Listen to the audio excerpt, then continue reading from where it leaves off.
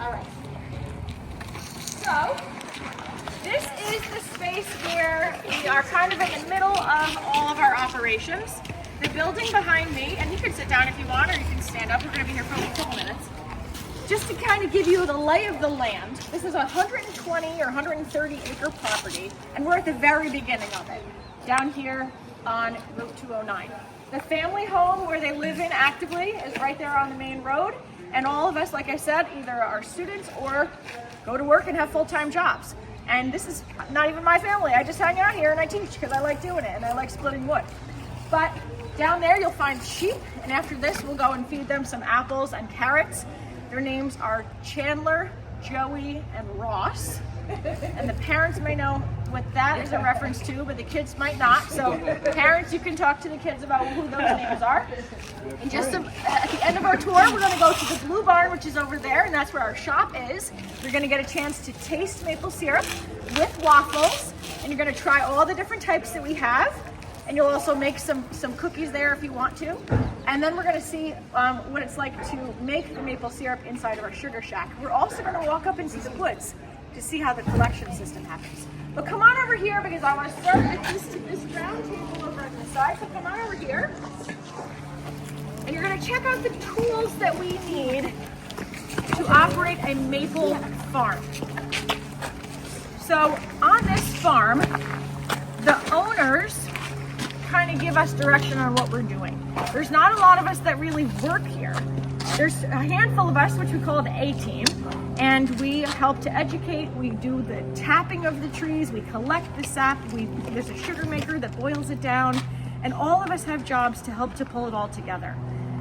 But on certain weekends, we call on the extended family to come in, and certain things have to be done with a lot of hands, like splitting wood.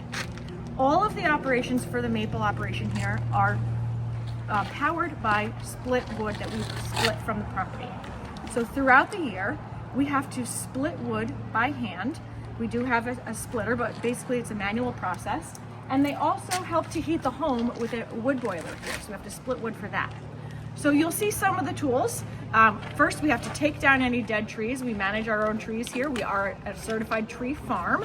So we have a forester that comes by and helps us to understand which trees we should take down and which trees we should have help to grow even better. It helps us to manage any plants we don't want to have here, called invasive species. And we manage that tree, all those trees. We cut them down with a chainsaw and protective gear. So I am a certified chainsaw operator, and so we go out and we fell the trees, we take them down. The first tree I ever took down was one right over here, and my job was to make sure it landed right in this space, didn't go that way, didn't go any other place. And I was standing there and I had my, all my gear on, and I did all the things I needed to do, and I called all clear to everyone. I took the tree down. And afterwards I was shaking like this, and I was crying. I was like, oh my gosh, let's do it again. And now it's like amazing. So, but once we split the wood, once we buck up the wood, so we have a big tree, we buck it up into sections that are 18 inches long.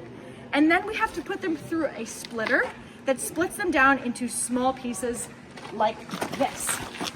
It's not super small, but it's small enough that it goes into our evaporator that we'll see in a little bit. And so this is about the size that we want it to be for our wood. You're going to see here, hi everyone, that what we do with that wood is we put it in those totes that you'll see over there, and we put a lid on them.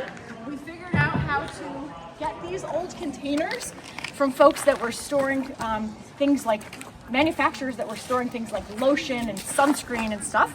Once they cleared it out, we got the containers. Check if you have any fruits to feed the seed. Yes, and apples. Can we do that after we do the teaching? Perfect. All right. If you want to go do that now, you can too. You just have to go down there. But are you here to learn about maple syrup? Yes. Great. Then we'll do that last. We'll do that next. So we use our tractor. We have 3 of them to move around those totes, and we'll see where the wood is being moved over there in our evaporator. When we are in the woods, we have all of our protective gear when we're doing our chainsawing, and when we're splitting wood, we use our ear protection. Not with this hat, this is just a fun hat for today, but ear protection and eye protection to protect all the time, okay? It's very, very, very loud using a splitter.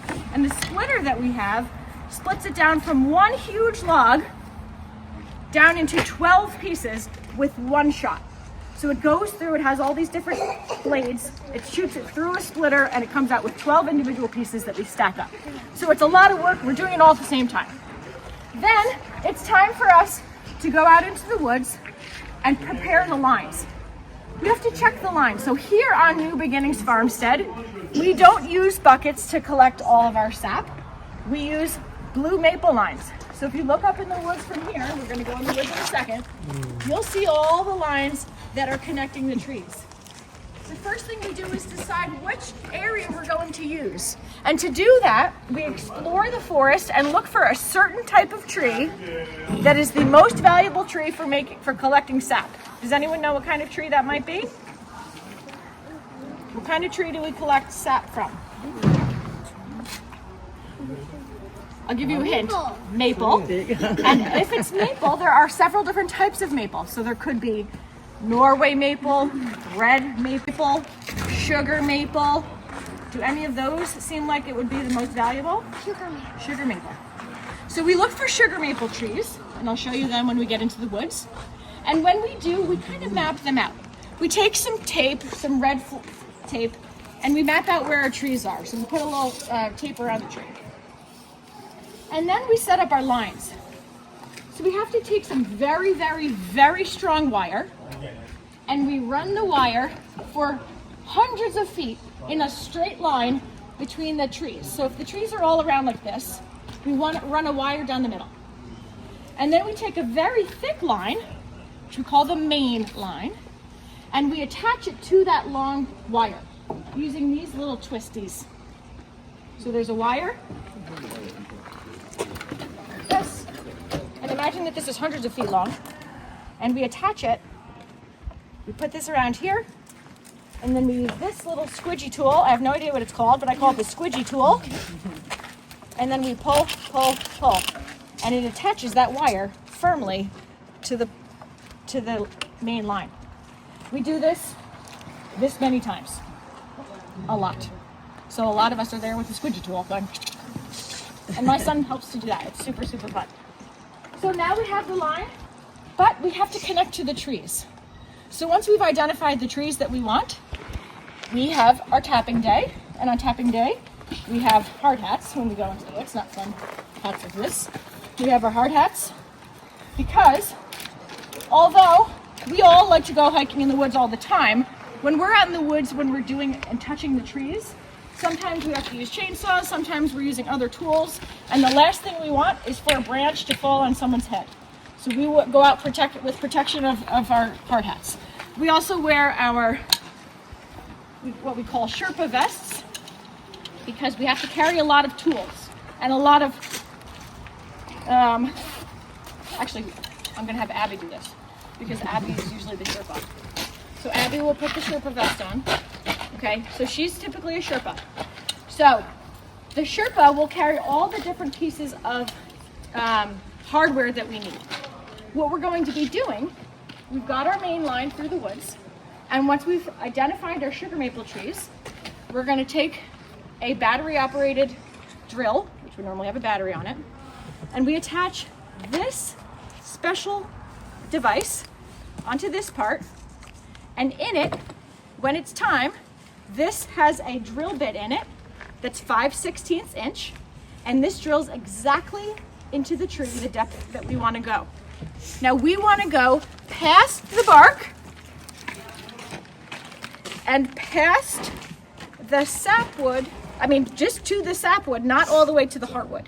So in a tree, what we see is that if this is a tree standing up, every tree's got bark on the outside, and then it's got some sapwood, and in the sapwood, there are these tubes that go from the bottom to the top of the tree, called xylem and phloem.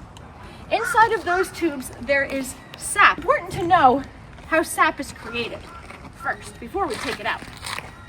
All through the summer, all of these deciduous trees are standing there nice and strong.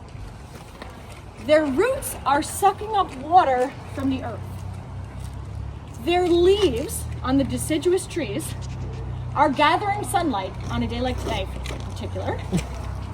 And that sunlight they are also gathering in a chemical out of the air, the same one that we exhale.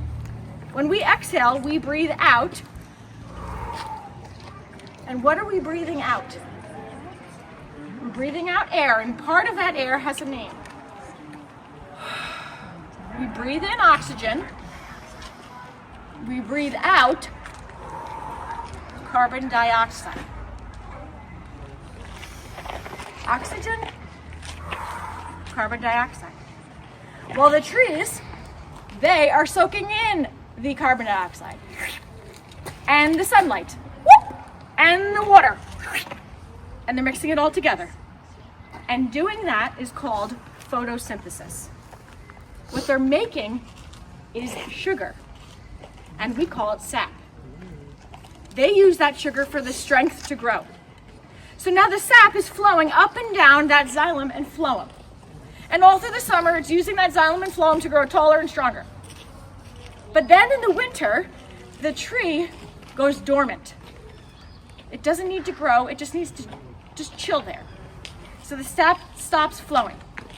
Until this time of year, when the temperature during the day gets higher than 32 degrees, and the temperature at night gets lower than 32 degrees, not freezing, freezing, not freezing, freezing, not freezing, freezing, and then the sap starts to flow. That's when we take the sap out. I'll show you sap once we go into the sugar shack, but right now, I can only describe it to you. It's like water. It's 98% water and 2% sugar and minerals, which means it looks like water and tastes like water, and we need it, a lot of it, to make syrup. So back to the Sherpa. We've got to get the sap out. Originally, Native Americans, they would have made a big hole or gash in the side of a tree and it would have dripped out, but that is very damaging.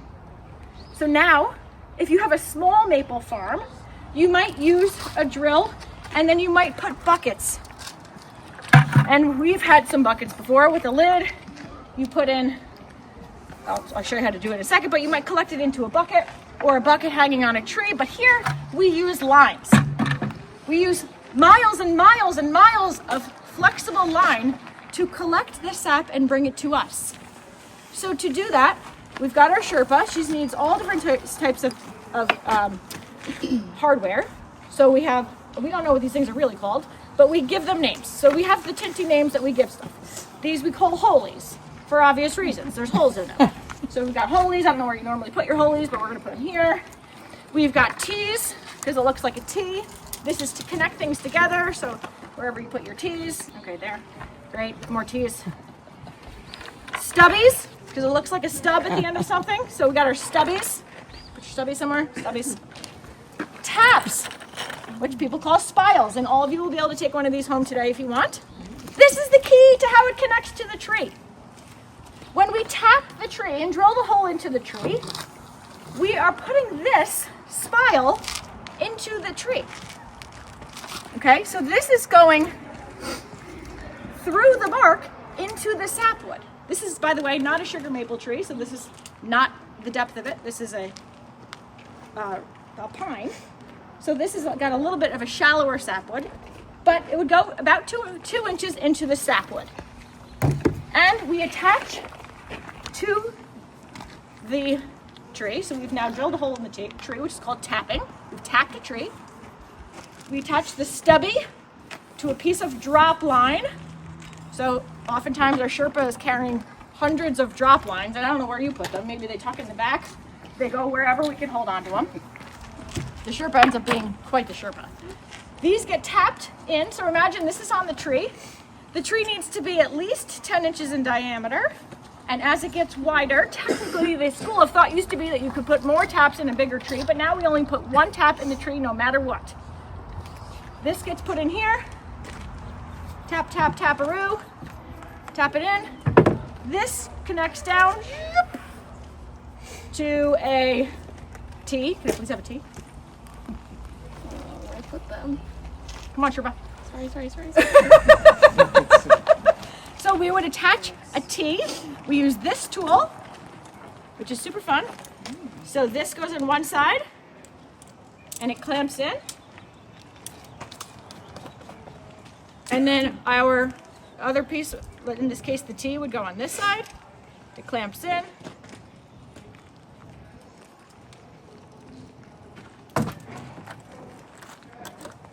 And then we would push it in together. And I don't want to waste one of these, but just in case, just to show you what it's like, we push this in together and it attaches in together to create the connection. Once the connection is made, we are connecting it to the blue lateral lines. Tree, drop line from the tree to the lateral line, to the main line, to the sugar shack. Wow. And it all connects, and we don't have to go out into the woods and collect anything. Wow. We just sit here in a chair. In theory, this isn't really how it works, but in theory, we sit here in a chair and it all comes to us. And when it comes to us, then it's time for us to boil. Now, here on New Beginnings Farmstead, we have hundreds of thousands of trees, hundreds of taps. We haven't tapped everything. And every single one right now was tapped probably a month and a half ago.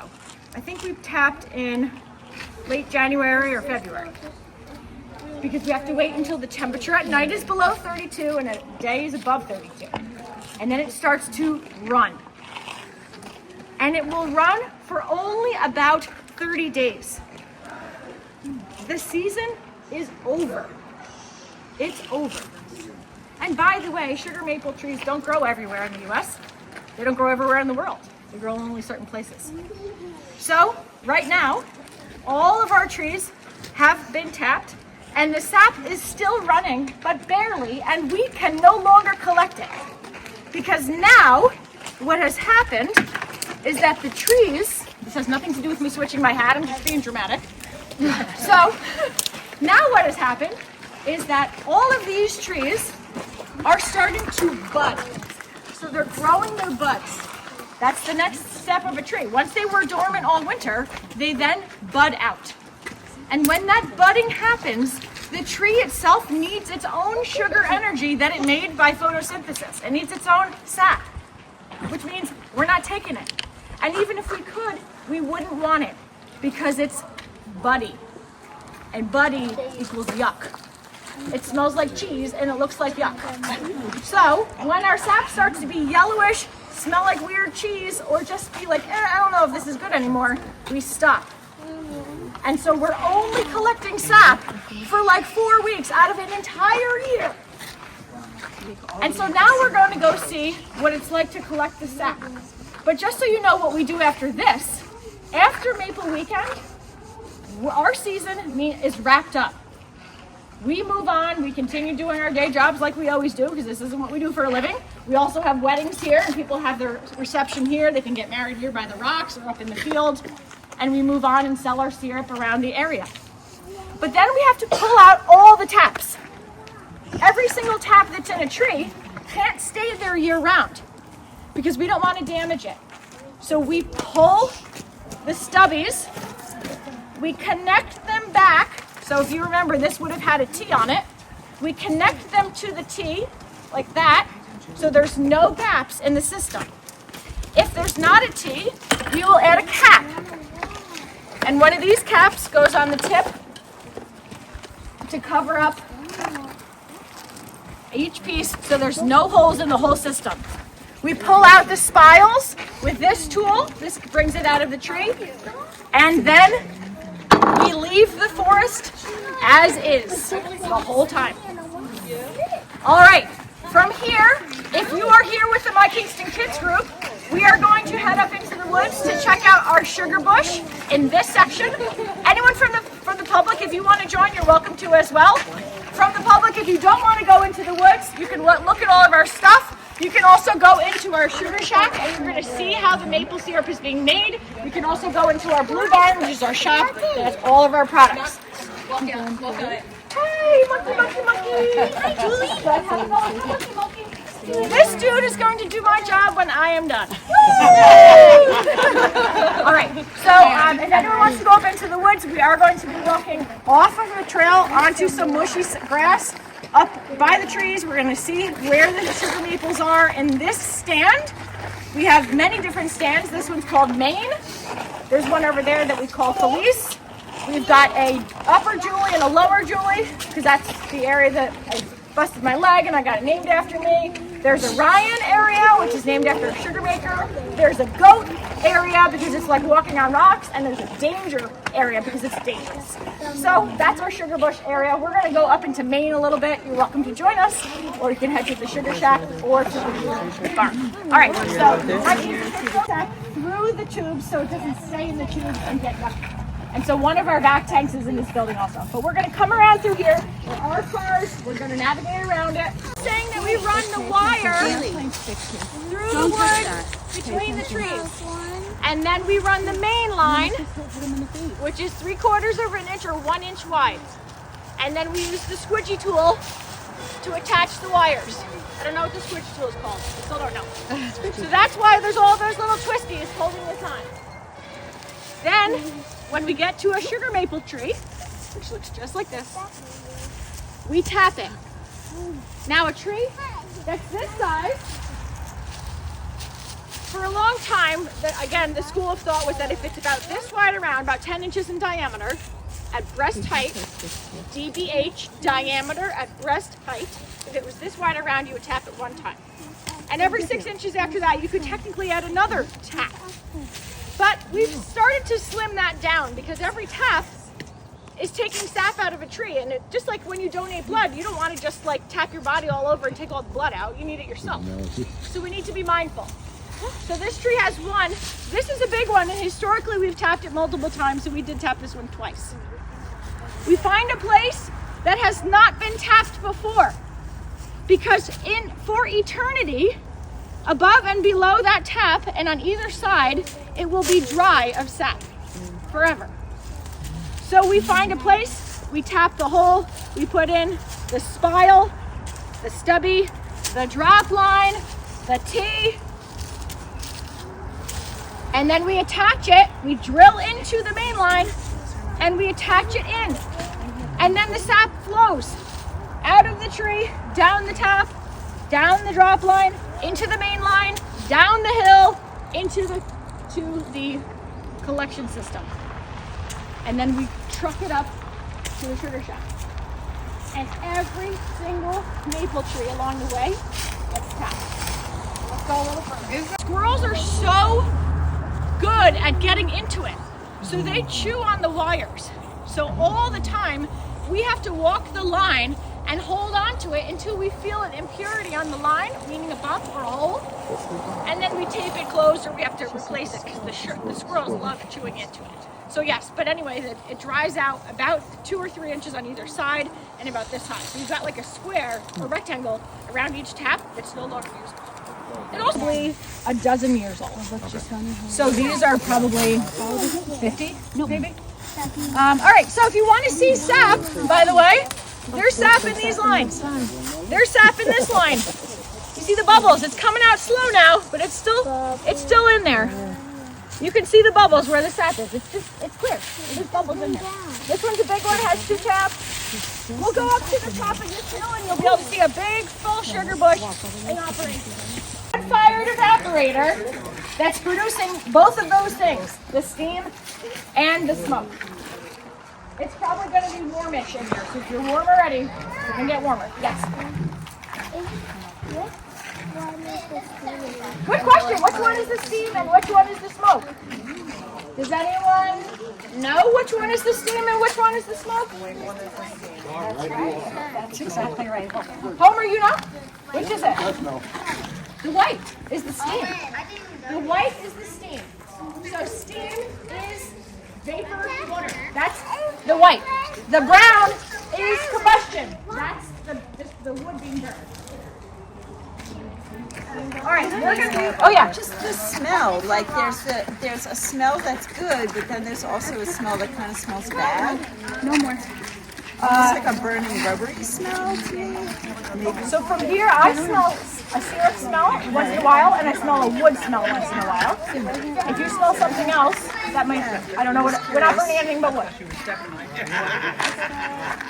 All right, we're gonna head in, and everyone else will kind of work around us. So follow me. One of the tractors that we use all the time, and these are our wood totes. So as I mentioned before, throughout the year, we're splitting wood with a 12-way splitter, one log, 12 pieces, and we stack them up.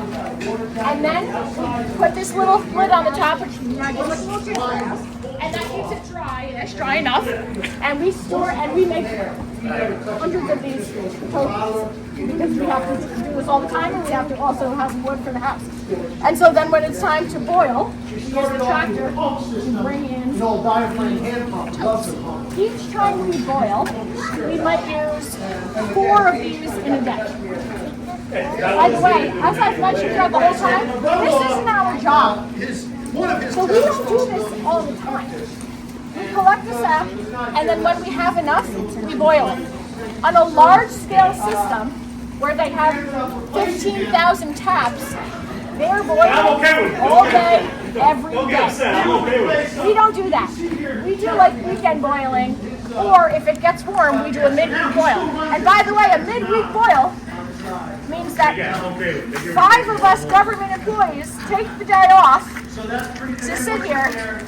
It's amazing and fun in the middle of Maple, and we sit here and we boil during the day. And we tell our employer, all of which is the same person, we tell that person, hey, Mayor Noble, we need to take the day off and we need to come and boil.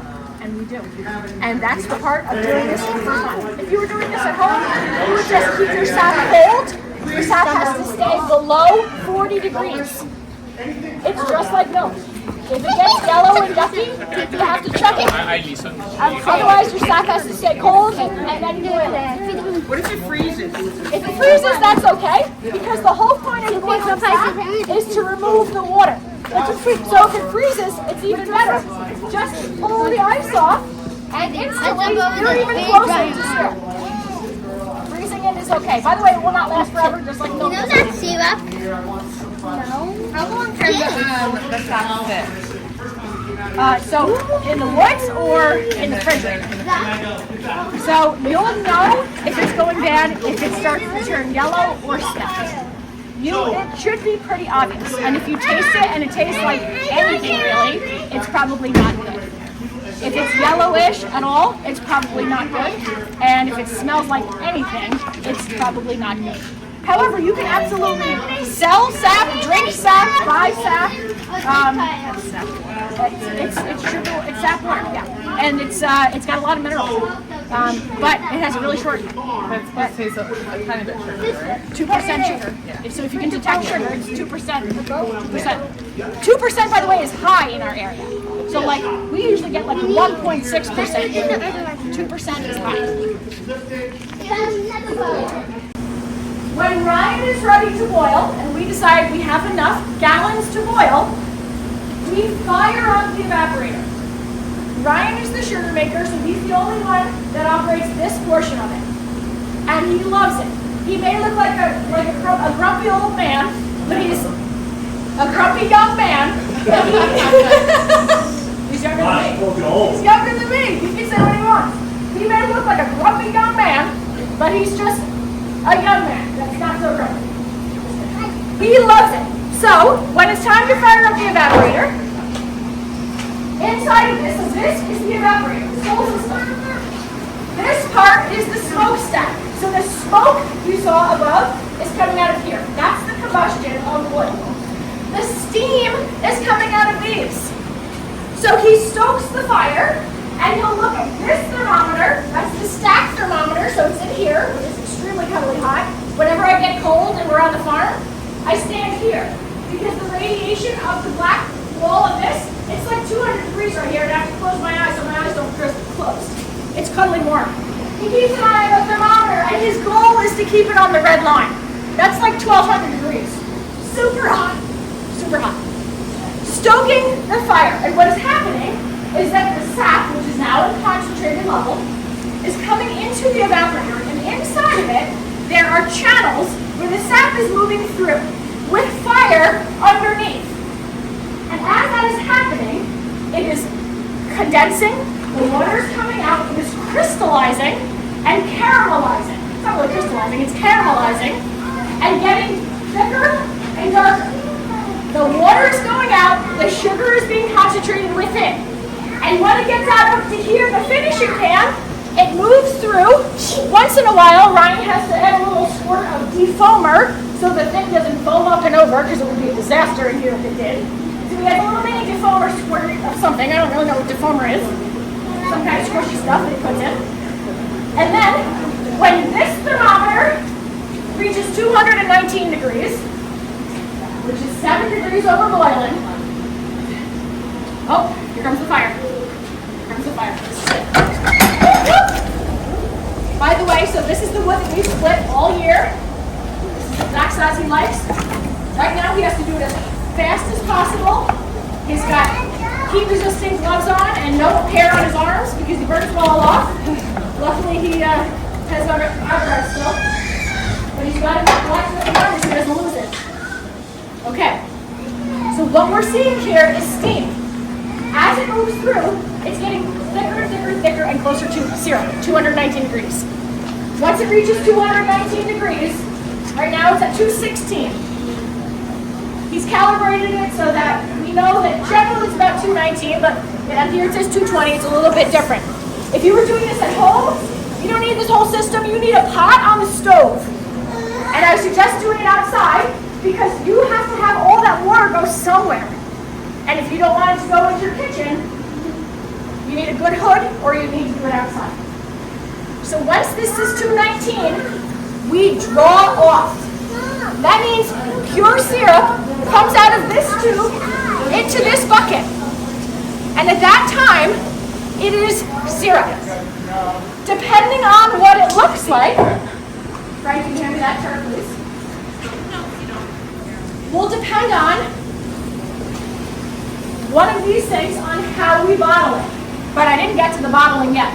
So just take a look at this because it's going to look like one of these four things. We'll get to that in a second. So once it draws off, Ryan will take the hydrometer. So he takes this gizmo here, he scoops it in, he puts in the hydrometer, he drops it in, and he wants to make sure the viscosity of it, the thickness of it, is exactly 61. What? What are we looking for? 66.9. That's why I got the sugar maker. 66.9. That means we don't want it to be too thick or too thin. If it's too thick, we might add more sap, or we might bring it in to change to add more water. We probably wouldn't add more water, but if it was too thick, what would we do, Ryan? Add more sap. And if it's too thin, we would boil it a little bit longer. Once it's at the right 66.9, then we put it into this system. And slide this over.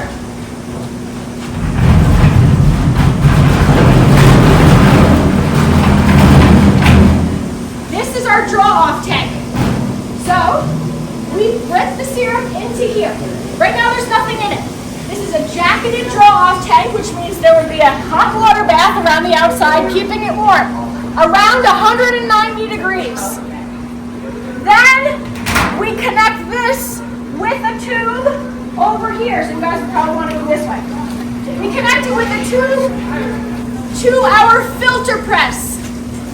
We have to get out anything that's in it that we don't want. Pieces of bugs, pieces of plants, old pieces of sugar sand, or any impurities. So we take paper filters, and in between each filter, we place a filter paper all the way across the way. We then bring this over here and into that sap, which holds 15 gallons of sap. Careful there, because it's not too much. We're going to stop it. We go into this bin, and I open it up, and we add 15 scoops of this white powder called diatomaceous earth to the sap. That helps it to flocculate, to gather together any impurities, and the whole system, which we stir together with this humongous whisk, like Willy Wonka's Chocolate Factory, you know when we do it. It then goes through the filter press. We used to use, by hand by the way, we used to use this, which was terrible and exhausting. Now it's automatic, thank goodness. It goes through here, and it goes into here, which is the bottler. By the time it's through here, these filters have removed all impurities. They took out the diatomaceous earth, they take out all impurities, but leave behind the sugar and the minerals that we want. I'll take this over here. So, by the time it gets in here, it's ready to be bottled. We bring it to 190 degrees and it will fill up all the way to here. And in this sight tube, we will then decide, here's that big sign that I had. Oh, here it is. We then decide what we're going to call it. And New York State has designated grades of maple syrup. So if it is very light and matches this color, it's called golden color, delicate taste. That's technically the name. And we have to put a sticker on it that says golden color, delicate taste. If it looks like this, amber color, rich taste, this one dark color, robust taste, very dark color, strong taste. So, for some of our products, stay where you are, if it comes out this color, we literally do this. Which one does it look like? I think it looks like this one. That's amber color, rich taste. So that would be labeled amber color, rich taste, which it is. These other two, as typically as the season goes on, we tend to get darker as we go. This one here is more like dark color, robust taste. And this last one, and I'll tell you about our flavors in a moment, is more like very dark color, strong taste. And we sell them based on that grading. So, once this is full, and we have assembled enough people to help, which means Ryan's still boiling, maybe Egidio, the owner, is moving the wood around, myself and the other owner, Elisa, or friends of the family or other family members, we're ready to bottle. So in this same exact space, we set up that finishing table, we put on our gloves, and we decide what kind of bottles we're going to use. Depending on what we're going to do, we might use leaves, we might use the jugs, we might use other bottles. And if we wanted to have a flavor, we don't add anything in this section. We make here at New Beginnings Farmstead value-added products. So we add flavoring to the bottle, and the syrup infuses with that flavoring. So we make blueberry, chili pepper, cinnamon, vanilla, whiskey, my fave, coffee, and we have in the past also made walnut, and I don't know what other flavors we make.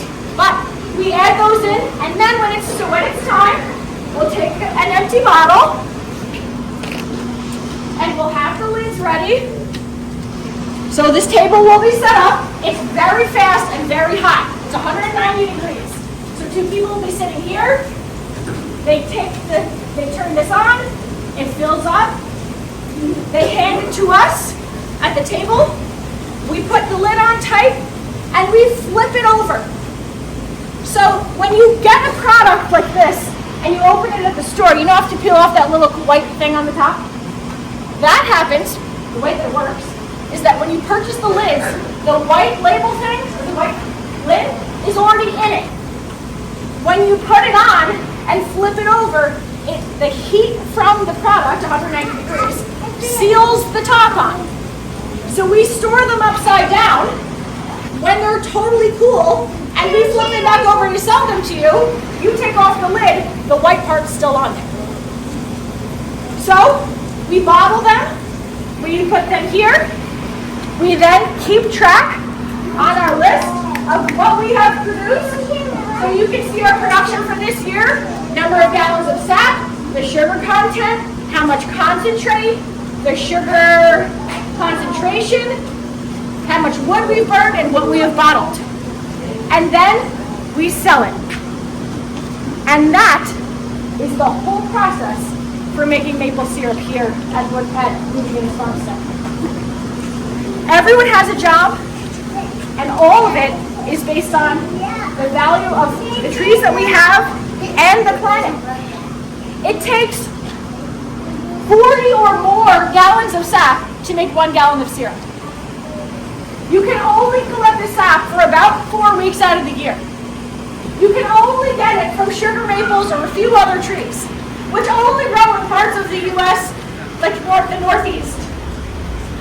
And that is why maple syrup costs a lot of money. But you can also buy Aunt Jemima, which is corn syrup. And you can celebrate corn as much as you like. But it also has hexametophosphate, all these other types of random things in it. Pure maple syrup is just sap with the water taken out. That's it. If you would like to try any of our syrups, please do. They're down at the shop. So down there you'll also find other value-added things. So Elisa, one of the owners, she also takes the syrup and makes other things with them. So you can try them down there and hope that you like them. This process, what we're boiling right now, this is it. For Maple Weekend, after that, the season is done, we wrap up, and it becomes wedding season. So I'm going to hang out here. And for those of you that are not with the My Kingston Kids group, you guys can hang out here or come down to the shop with the group that is here from My Kingston Kids. We're going to go down to the shop and we're going to try out our different tastes. Well, you probably put a vanilla stick. I've seen that before. Put a vanilla bean pod that we split in half. For cinnamon, we put an actual cinnamon stick. For chili pepper, we put 4 dried chili peppers. For blueberry, we put in dried blueberries. You cannot use fresh anything. You can't use fresh anything. How about the whiskey? Maybe just pour So the whiskey takes a long time. And it's worth it if you're a whiskey drinker. So the whiskey has to infuse over a year. So what we do is we will work with a local distiller who will give us a spent whiskey barrel. So they've already taken their whiskey out of the barrel. We take their whiskey barrel that's already made whiskey in it. No whiskey should be left in it, but it's already infused into the barrel. If there's a little left in there, that's okay. Sometimes we buy some of their whiskey and add a little bit, but not usually. So we will then draw off, go through this whole process, and bottle into the whiskey barrel. And then we cap it, and it sits for like a year. And then infuses the flavor of whiskey, and then we have to warm it up and bottle it after that. Yep, and the coffee, we brew Monkey Joe's, from Kingston, Monkey Joe's Coffee, we brew the syrup through the Monkey Joe's coffee, and then we add some coffee beans to make the syrup, the coffee flake. It's a lot of work. It's a lot of work. So when you see pure maple syrup, please appreciate it.